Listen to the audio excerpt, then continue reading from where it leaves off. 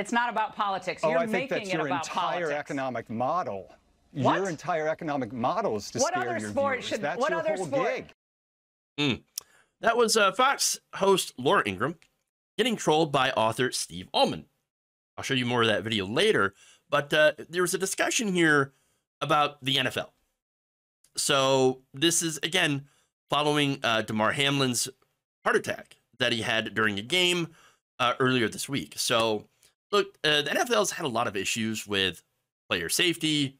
They've had a lot of issues with, players that are getting injured or killed out in the field. And so, I mean, that's something that's been with the NFL for quite some time. But now we're having a discussion about Hamlin, and because that's not something that you see happen often. Now, you have conspiracy theorists, of course, in the right wing that are saying, oh, it's because of the vax. Again, there's no evidence of that, but they're going to make up these conspiracy theories anyway. But they decided, again, to bring on Almond because he says, you know what, maybe we should actually try to, do something as people who enjoy watching football, who enjoy watching sports. Maybe we should put some pressure on the NFL to try to change its ways by no longer, watching as religiously or being involved in the sport as much, and really depriving them of an economic, model, or basically disrupt their economic model and give them an incentive to change. And I think that's a very interesting approach. That said, he goes on Laura Ingraham's show, and the discussion takes an interesting turn when Almond again criticizes the NFL and then points out Fox News, and basically criticizes them for throwing money at the problem, not actually solving any of the problems, and then blaming other people for getting angry that there's a problem that exists. So here's that part. Things the NFL could do tomorrow, but they're not going to do it until there's an economic incentive. The reason they settled that lawsuit is because they had a PR problem. It's like at Fox News when you have hosts who are allegedly sexually harassing people. Fox News throws money at that to make that PR problem go away. That's what happens with big corporations or powerful people. Well, nobody's done more. I mean, you know that, Laura, right? You know that. Well, yeah, that's a cute little move. But I'm trying to get you to answer a question. The reason that people change their behavior is because there's an economic incentive. A couple of years ago, when you taunted the survivor of Parkland mass shooting, you apologized only because advertisers withdrew from your show. And nice try, buddy. I appreciate it. So you can see he was shut down. He's probably not going to be invited back, but he actually makes a great few points.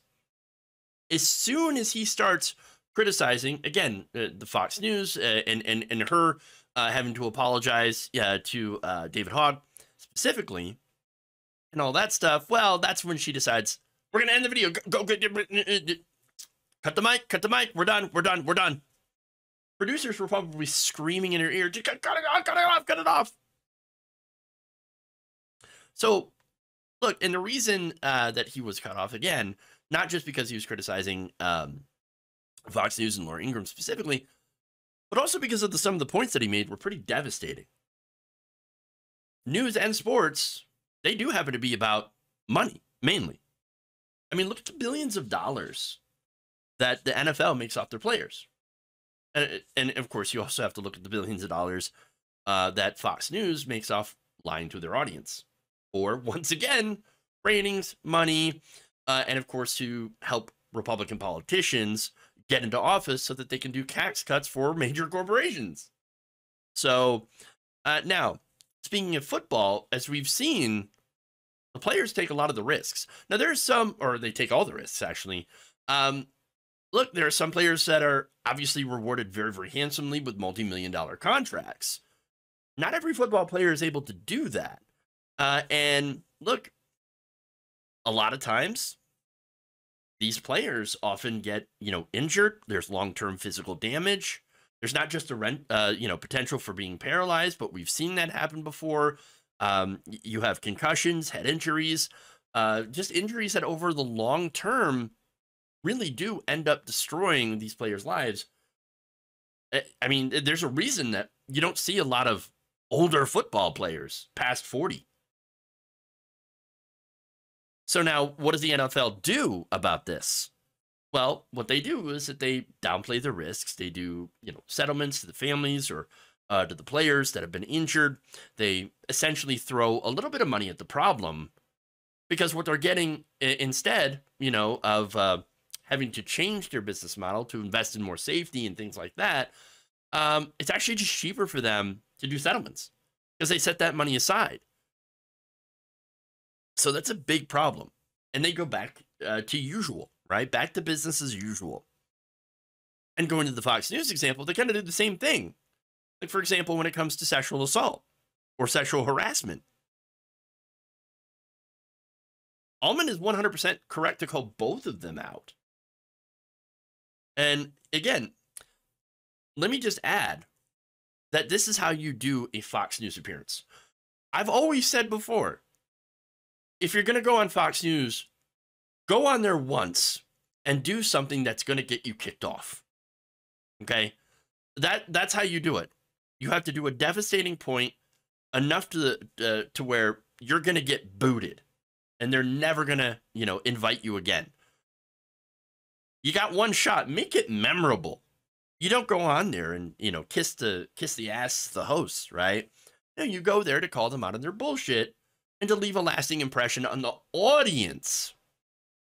Because the audience sees like, oh, wait, this is something that Fox News isn't telling me. There's a chance you might turn that audience, or at least some members of it. And that's the hope. And maybe I'm a little naive, but that's the hope of going on Fox News, is to say something that's going to, have an impact on that audience and make them think, hey, wait a minute. Maybe that's something you need to look into. So, that said, going back to the Fox News sexual harassment stuff, by the way, remember Roger Ailes, right? He was a head of Fox News before he died. But he was a massive creep. I remember doing those stories about him, him allegedly chasing women around his office. And so he kind of set that culture, right? And there's a reason that you have so many, like, for example, blonde, Fox News hosts that all kind of look the same. Yeah, there's a reason for that. He set that culture there. And so not only did he set that, hiring precedent, but again, for the culture here, he hired the people that were a lot like him.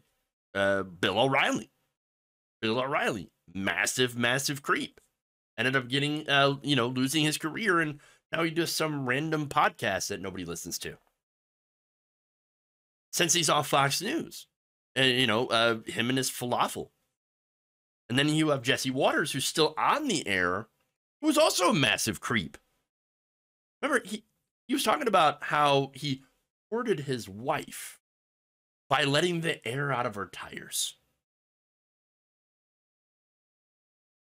And it worked. So, like I said, creepy behavior, and a lot of their hosts have been caught sexually harassing women there, and then, of course, massive payoffs, and then it never gets mentioned again. It's totally fair game to call this stuff out. And even better to make a point that large companies like Fox News, like the NFL, don't actually give a damn. And you can apply this to pretty much all of corporate America. They don't care about their workers because at the end of the day, it's all about the monies, making as much money as possible.